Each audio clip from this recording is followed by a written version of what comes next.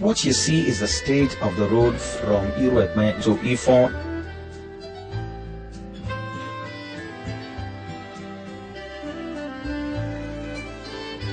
The story is the same everywhere, and even worse in some others. The people are angry, frustrated and bemused. They grieve and lament over the decay and complete neglect of their roads and other infrastructure. Hardly can the present government in Edo State point to a single road that it has constructed from start to finish on its own for the whole of 3 years of a 4-year tenure. Many parts of our cities, towns and villages have been completely devastated by erosion, with the government doing little or nothing to salvage the situation. Lives and properties have been lost.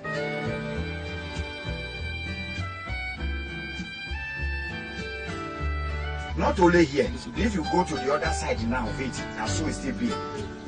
All over Uchina, so they worry. People that place now, I could not look up the next one. Then the people see where they take leg across, go the other side.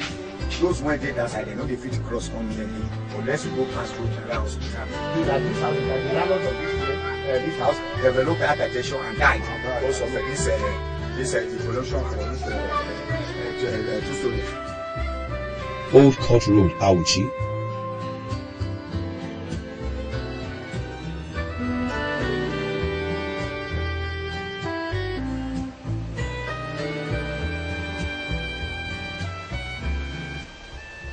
This gully erosion on Ikewan Road, the main city, has remained unattended to for a long time now. It has become a dirt trap to motorists and residents of the area. The pains and sufferings continues. All over the state, our people are overwhelmed. No help seems to be coming. Every year, if your property is destroyed, it's over. I'm not so now. Even you, and if you more than 8 food not destroyed. My property lost, my money lost. People are not with me. I get better money. So I put like 450,000. Over street.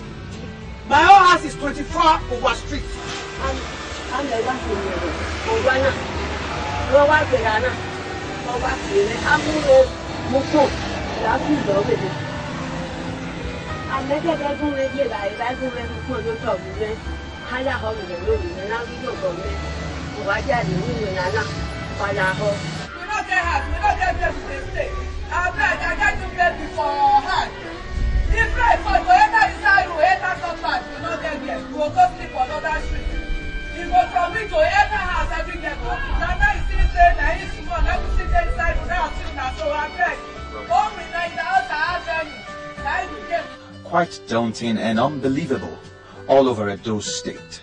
The only realities are neglect and sufferings meted out to the people.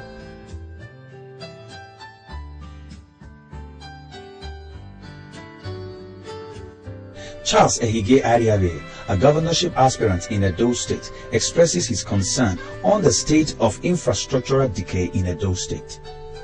The issue of infrastructure should be something that is normal.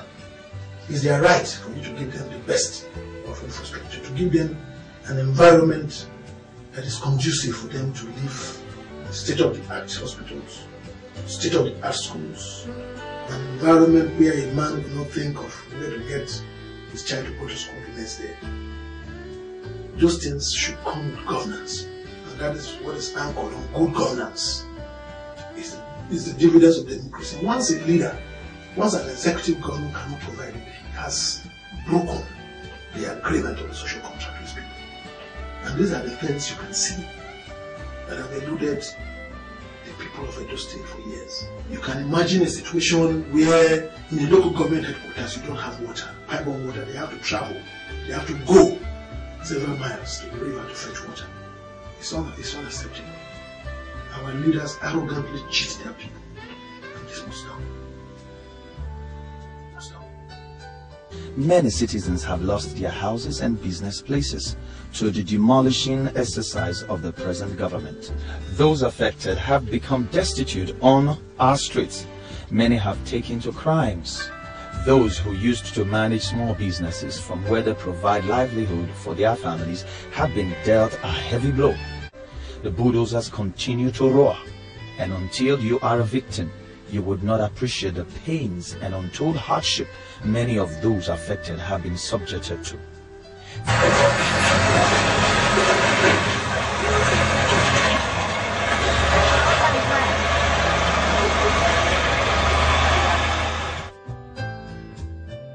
To what extent has the present government in Edo State responded to the educational needs of her citizens in the last 3 years? The truth is today, the schools in Edo State have no appeal, nothing to suggest a welcome or a place of any meaningful academic activity. The buildings of most of the primary and secondary schools are collapsing and have remained unattended to. The soul of a school is its classrooms. What are many of the classrooms of these schools like today? The floors are marked by gaps. The holes are poised to sprain ankles. At its best, stark and uneven.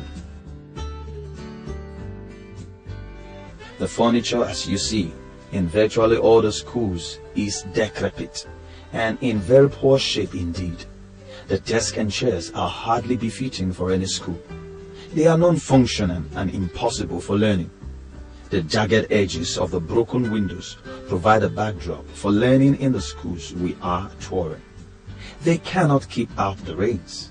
They cannot shield schoolboys and girls from harsh winds or reptiles which creep in from time to time. Maybe to join the lads for lessons.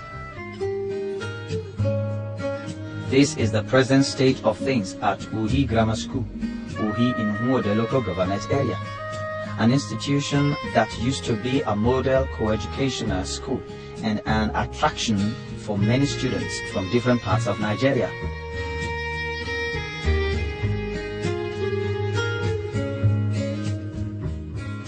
An official of the school speaks on gross neglect of the school by the authorities.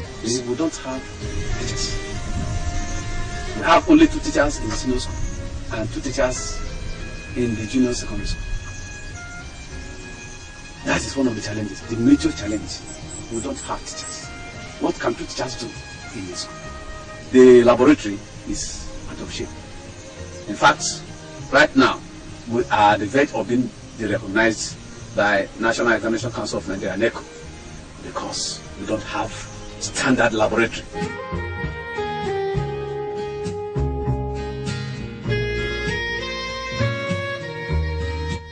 What are the schools like in Orion local government area? Esige Demonstration School is an example of what many of the schools look like.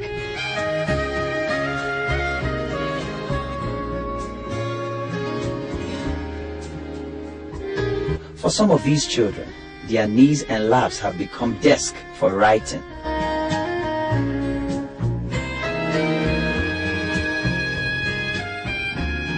What a shame. These are schools in Esan, West Local Government area of Edo State.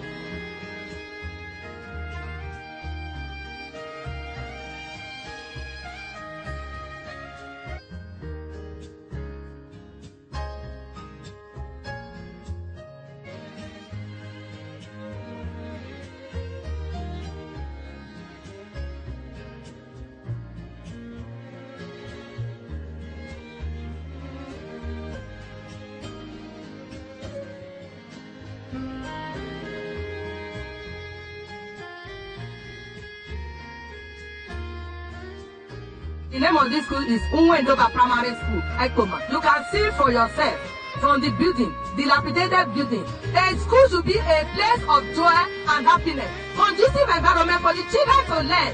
to be better to themselves and to the society in general. When they are learning in this type of condition, it is not good for the people, and it is not even good for we the teacher. We are managing because we have no alternative, and that is why you are here. I'm taking the headmaster's office, nothing to write on my back. The classroom, every day there is rain. It takes us time to bail out water from the class before the people will start learning. It is not good for the people.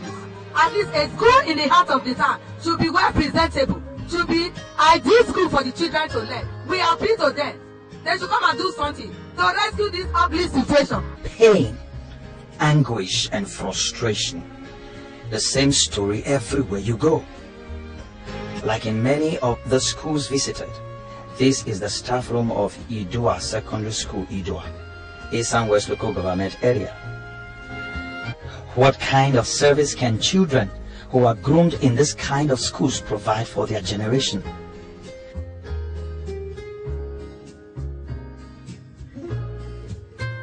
Despair on the faces of the lads. Oof! Educational catastrophe. Quite deplorable. So what sins have these innocent kids committed to deserve this inhuman treatment? What does the future portend for children subjected to this sort of humiliation?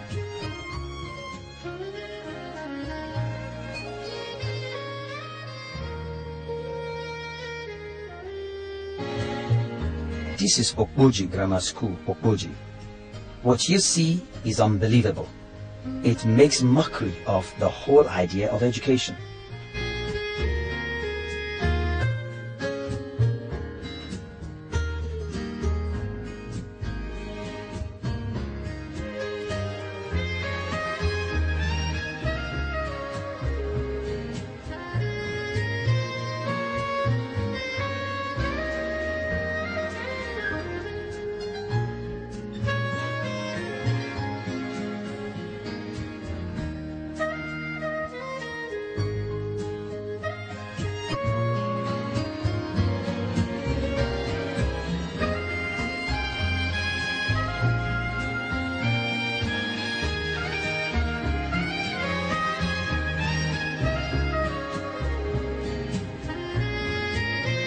A school in Edo State?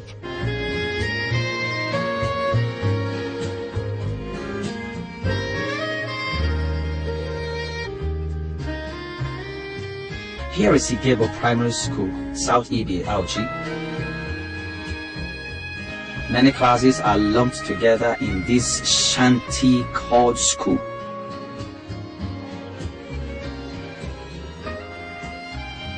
The President of Academic Staff Union of Secondary Schools, Nigeria, corroborates the infrastructural decay of the education sector in Edo State during the 2011 World Teachers' Day celebration. And so, most of these buildings are dilapidated.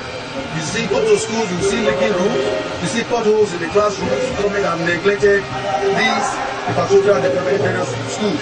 We can count on 1 or 2 schools that have been modernized, which is a joy to us, but it's a quite crap compared to the total population of schools and the population. We have about 600 schools in Edo State. We can count at about not up to, across the state, we may not count up to 15 schools that have actually been touched. So spend so much, renovating one school and getting some other may not be economically wise. If you go around Edo State, you will be sad. In an environment like this, how do you expect the children to learn? It's not possible. The environment for learning must be conducive. Even for the teacher, it must be encouraging. When you are talking about the infrastructures for education, the federal government through the UBE Act has created a counterpart funding process for state government to key into the federal systems. And I don't know where we have problems. You come up with your 50%, the federal government will give you 50% for as long as you are ready to come up with adequate infrastructure for your people. And what we see in Edo State is almost height. And it's unfortunate. Where you renovate one school and make people